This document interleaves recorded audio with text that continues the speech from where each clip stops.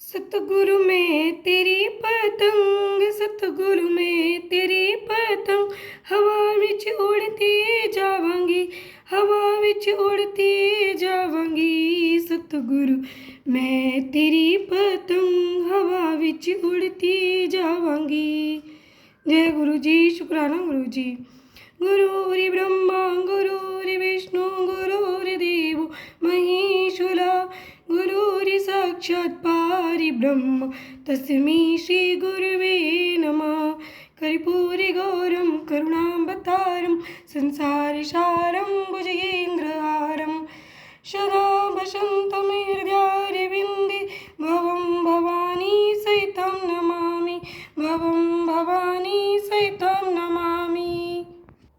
ओम नमः शिवाय। शिव जी सदा सहाय। ओम नमः शिवाय। गुरु जी सदा सहाय। ऋषिका पर भगवान शिव की कृपा। एक असुर से उसके धर्म की रक्षा करके उसके आश्रम में नंदिकेश नाम से निवास करना और वर्ष में एक दिन गंगा का भी वहाँ आना। तदनंतर श्री सूत जी ने जब बहुत से शिवलिंगों की कथा प्रसंग सुना दिए, तब ऋषियों ने पूछा, महामते सूत जी, वैशाख शुक्ला सप्तमी के दिन गंगा जी नर्मदा में कैसे आईं, इसका विशेष रूप से वर्णन कीजिए। महादेव जी का नाम नंदिकेश्वर कैसे हुआ, इस बात को भी प्रसन्नता पूर्वक बताइए। सूत जी ने कहा, महर्षियों, एक ब्राह्मणी थी जिसका नाम ऋषिका था। वह किसी ब्राह्मण की पुत्री थी और एक ब्राह्मण को ही विधि पूर्वक ब्याही गई थी। विप्रवरो यद्यपि वह द्विज पत्नी उत्तम व्रत का पालन करने वाली थी, तथापि अपने पूर्व जन्म के किसी अशुभ कर्म के प्रभाव से बाल वैधव्य को प्राप्त हो गई। तब वह ब्राह्मण पत्नी ब्रह्मचर्य व्रत के पालन में तत्पर हो पार्थिव पूजन पूर्व अत्यंत कठोर तपस्या करने लगी। उस समय अवसर पाकर ऊंट नाम से प्रसिद्ध एक दुष्ट बलवान असुर, जो बड़ा मायावी था, कामाड़ से पीड़ित होकर वहां गया। उस अत्यंत सुंदरी कामनी को तपस्या करती देख वह असुर उसे नाना प्रकार के लोभ दिखाता हुआ उसके साथ संभोग की याचना करने लगा। उन्हीं स्वरों परंतु उत्तम व्रत का पालन करने तथा शिव के ध्यान में तत्पर रहने वाली वह साध्वी नारी काम भाव से उस पर दृष्टि न डाल सकी।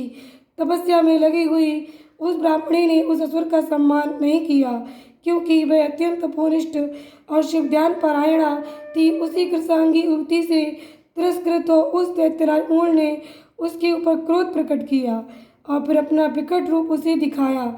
इसके बाद उस दुष्टात्मा ने भयदायक दुर्वचन कहा और उस ब्राह्मण पत्नी को बारंबार त्रास देना आरंभ किया। उस समय वह उसके भय से थर्रा उठी और अनेक बार स्नेहपूर्वक शिव शिव की पुकार करने लगी। उस तन्वंगी द्विज पत्नी ने भगवान शिव का पूर्णतया आश्रय ले रखा था। शिव का नाम जपने वाली वह नारी अत्यंत विहल हो अपने धर्म की रक्षा के लिए भगवान शंभु की शरण में गई। तब शरणागत की रक्षा, सदाचारी की प्रतिष्ठा तथा उस ब्राह्मणी को आनंद प्रदान करने के लिए भगवान शिव वहाँ प्रकट हो गए। भक्त वत्सल परमेश्वर शंकर ने उस कामेल दैत्यराज मूढ़ को तत्काल भस्म कर दिया और ब्राह्मणी की ओर कृपा दृष्टि से देखकर भक्त की रक्षा के लिए दत्त चित्त हो कहा, वर मांगो। महेश्वर का ये वचन सुनकर उस साध्वी ब्राह्मण पत्नी ने उनके उस आनंदजनक मंगलमय स्वरूप का दर्शन किया। फिर सबको सुख देने वाले परमेश्वर शंभु को प्रणाम करके शुद्ध अंतःकरण वाली उस साध्वी ने हाथ जोड़ मस्तक झुकाकर उनकी स्तुति की। ऋषिका वाली देव देव महादेव शरणागत वत्सल, आप दीन बंधु हैं, भक्तों की सदा रक्षा करने वाले ईश्वर हैं। आपने मूढ़ नाम असुर से मेरे धर्म की रक्षा की है, क्योंकि आपके द्वारा ये दुष्ट असुर मारा गया। ऐसा करके आपने संपूर्ण जगत की रक्षा की है।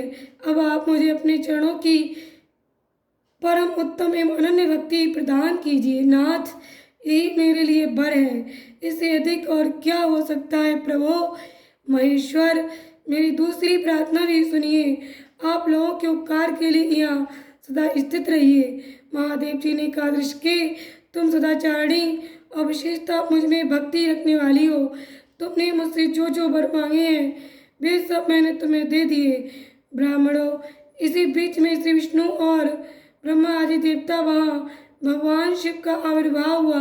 जान हर्ष से भरे हुए आए और अत्यंत प्रेम पूर्वक शिव को प्रणाम करके उन सब ने उनका भली भांति पूजन किया।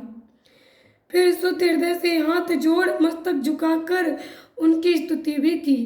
इसी समय साध्वी देव नदी गंगा उस ऋषिका से उसके भाग्य की सराहना करती हुई प्रसन्नचित्त हो बोली। गंगा ने कहा, ऋषिके, वैशाख मास में एक दिन यहाँ रहने के लिए मुझे भी तुम्हें वचन देना चाहिए। उस दिन मैं भी इस तीर्थ में निवास करना चाहती हूँ। सूत जी कहते हैं, महर्षियों, गंगा जी की एक बात सुनकर उत्तम व्रत का पालन करने वाली सती साध्वी ऋषिका ने लोकहित के लिए प्रसन्नतापूर्वक कहा, बहुत अच्छा, ऐसा हो। भगवान शिव ऋषिका को आनंद प्रदान करने के लिए अत्यंत प्रसन्न हो उस पार्थिव लिंग में अपने पूर्ण अंश से विलीन हो गए। ये देख सब देवता आनंदित हो शिव तथा ऋषिका की प्रशंसा करने लगे और अपने अपने धाम को चले गए। उस दिन से नर्मदा का वह तीर्थ ऐसा उत्तम और पावन हो गया तथा संपूर्ण पापों का नाश करने वाले शिव महानंदकेश के नाम से विख्यात हुए। गंगा भी प्रतिवर्ष वैशाख मास की सप्तमी के दिन शुभ की इच्छा से अपने उस पाप को धोने के लिए वहाँ जाती हैं जो मनुष्य से वे ग्रहण किया करती हैं। जय गुरु जी, शुक्राना गुरु जी, अनंतम अनंतम शुक्राना। ओम नमः शिवाय, शिव जी सदा सहाय। ओम नमः शिवाय, गुरु जी सदा सहाय। संगत जी, आज का हमारा ये अध्याय यहीं पर संपूर्ण हुआ।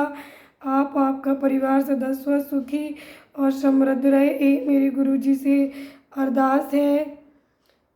संगत जी, कल हम श्रवण करेंगे प्रथम ज्योतिर्लिंग सोमनाथ के प्रादुर्भाव की कथा और उसकी महिमा।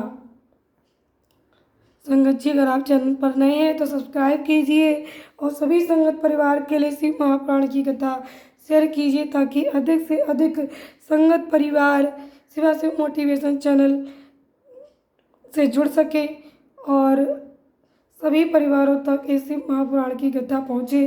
सभी का कल्याण हो।